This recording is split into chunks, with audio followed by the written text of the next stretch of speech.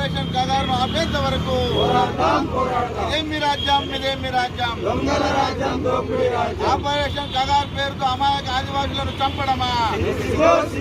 Nambala Keshavarao alias Ganganna alias Basavaraju ఆయన దాదాపు 1974 నుండి ఆర్ఏసీలో బీటెక్ స్టూడెంట్గా పనిచేసి ఆర్ఏసీలో ప్రముఖ పాత్ర వహించి ఆయన అజ్ఞాతవాసం వెళ్ళిపోయి నేటి వరకు కూడా పీడిత తాడిత ప్రజల కోసం పనిచేస్తున్నటువంటి ఒక 74 సంవత్సరాల వృద్ధుడిని పట్టుకొని ఒరిస్సాలో తన అనారోగ్య సమస్యతో చికిత్స పొందుతున్నటువంటి ఈ నంబాల కేశవరావుని పట్టుకొని అడవిలోకి తీసుకొచ్చి కాల్చి చంపి అతనితో పాటు 26 మంది అమాయక ఆదివాసీల్ని పొట్టన పెట్టుకున్నటువంటి కేంద్ర ప్రభుత్వం బేషరతుగా వెంటనే క్షమాపణ చెప్పాలి. ఆదివాసులు ఎవరైతే ఆ ఆదివాసుల మీద జరుగుతున్నటువంటి అనాన్ని వెంటనే ఆపివేయాలి.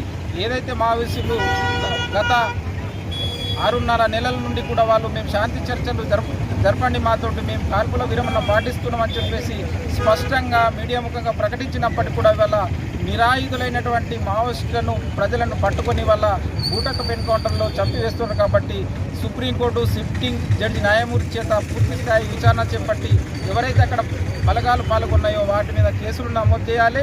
అదేవిధంగా దీనికి నాయకత్వం వహిస్తున్నటువంటి అమిత్ షా గారు తనకు నైతిక బాధ్యత వహిస్తూ వెంటనే రాజీనామా చేయాలి.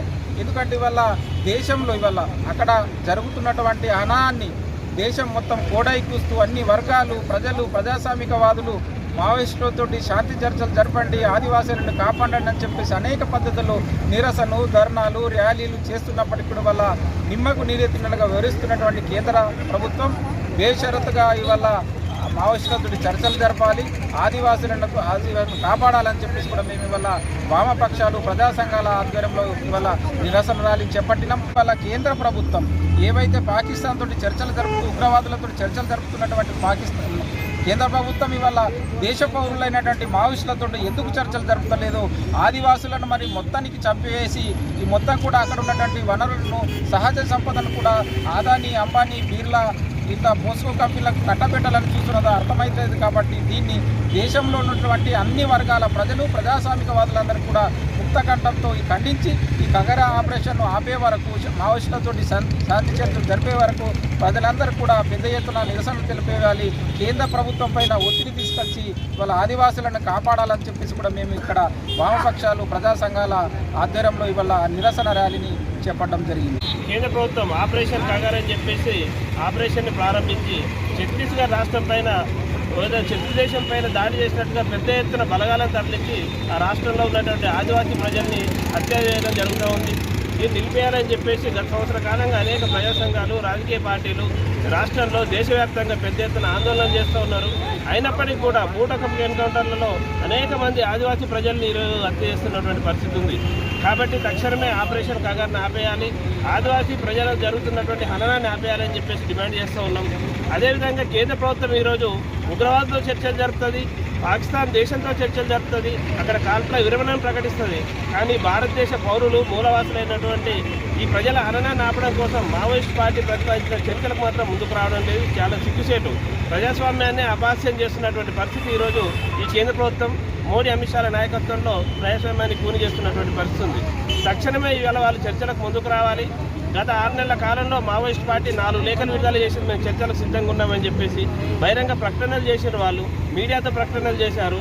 అయినప్పటికీ కూడా నిస్సిగ్గుగా ప్రజాస్వామ్యాన్ని కూని చేస్తూ మేము ఈ దేశంలో మావోయిజాన్ని అంతం చేస్తాం, నక్సలిజాన్ని అంతం చేస్తామని చెప్పేసి మావోయిస్ట్ నాయకత్వాన్ని నిర్మూలిస్తామని చెప్పేసి వాళ్ళు ప్రజాస్వామ్యానికి కలంకం తెచ్చే విధంగా ఈరోజు ప్రకటనలు చేస్తూ ఉన్నారు అమిత్ షా మోడీ గారు. తక్షణమే వాటిని వాళ్ళు మార్చుకోవాలి, వాళ్ళ విధానాలని. మావోయిస్ట్ పార్టీతో చర్చలు జరపాలి, ఈ దేశంలో ఉన్నటువంటి ఆదివాసీ ప్రజల హననాన్ని ఆపాలని చెప్పేసి డిమాండ్ చేస్తూ ఉన్నాం.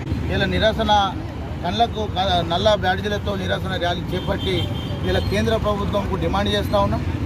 ఇలా మన దేశ సరిహద్దులు దాటి మన దేశంకి వచ్చి చంపినటువంటి టెర్రరిస్టులతో దేశమంతా ఉద్యమం చేయండి, పాకిస్తాన్ టెర్రరిస్టులను చంపండి అని చెప్పినప్పుడు కూడా ఒక 4-5 రోజులు యుద్ధం ప్రకటించి మళ్ళా ఇవాళ అమెరికా అధ్యక్షుడు ట్రంపో ఆయన మాటలకు తొలొక్కి ఇలా కేంద్ర ప్రభుత్వం ఇవాళ పాకిస్తాన్తో చర్చలు జరుపుతాని ఎంత తొందరగా యుద్ధం చేపట్టిందో అంత తొందరగా చర్చలు జరుపుతామని చెప్పింది. గత 6.5 నెలల నుండి ఇవాళ కగార్ ఆపరేషన్ కగార్ పేరుతో ఇవాళ ఛత్తీస్గఢ్లో చంపుతున్న 5th షెడ్యూల్ ఏరియాలకు వెళ్ళిపోయి నక్సలైట్లు అని చెప్పేసి అక్కడ ఉన్నటువంటి సంపదను ఇలా కొల్లగొట్టి అక్కడ ప్రజలంతా చంపేసి ప్రశ్నించకుండా ఉండకుండా అడ్డు లేకుండా ఆదాని అంబానీ నీరవ్ మోదీ లాంటి వాళ్లకు దేశ సంపదను అప్పచెప్పడం కోసం ఈ కగార్ ఆపరేషన్ తీసుకురావడం జరిగింది.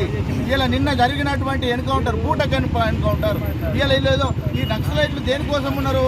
ఇలా దేశంలో అన్యాయానికి గురవుతున్నటువంటి బడుగు బలహీన వర్గాలకు న్యాయం చేయాలని చెప్పేసి వాళ్ళు అడవిలో ఉండి దేశ ప్రజల కోసం ప్రజల బాగు కోసం పోరాడుతున్నటువంటి వాళ్ళను ప్రశ్నించే గొంతు లేకుండా చేయాలన్నదే ముఖ్య ఉద్దేశంగా ఆర్ఎస్ఎస్ బీజేపీ పార్టీ కుట్ర పన్ని ఇవాళ మమ్మల్ని ప్రశ్నించేటోడే దేశంలో ఉండద్దు, ఇంకా మేము 20 సంవత్సరాలు దేశంలో పరిపాలన కొనసాగించాలా, మా ప్రభుత్వమే ఉండాలని చెప్పేసి నక్సలైట్లు ఉంటే సామాన్య ప్రజలను అవగాహన కల్పించి వాళ్ళని హుషారు చేసి మా మీదకి ప్రశ్నించడానికి ప్రజలందరినీ ఏకం చేస్తారని ఒకే ఒక భయంతో ఇదంతా డబల్ గేమ్ ఆడుతున్నటువంటి డబల్ ఇంజన్ సర్కార్ బీజేపీ సర్కార్ వెంటనే అమిత్ షా వెంటనే బర్తరఫ్ చేసేసి మంత్రివర్గం నుంచి అమిత్ షాను వెంటనే బర్తరఫ్ చేయాలా, ఈ ఆపరేషన్ కగార్ను వెంటనే ఆపి ఇలా నక్సలైట్లు చెప్పినట్టుగా శాంతియుత చర్చలకు కేంద్ర ప్రభుత్వం ముందుకు రావాలని చెప్పేసి మేము ఆదిలాబాద్ జిల్లా వామపక్ష ప్రజా పార్టీల తరఫు నుండి డిమాండ్ చేస్తూ ఉన్నాం.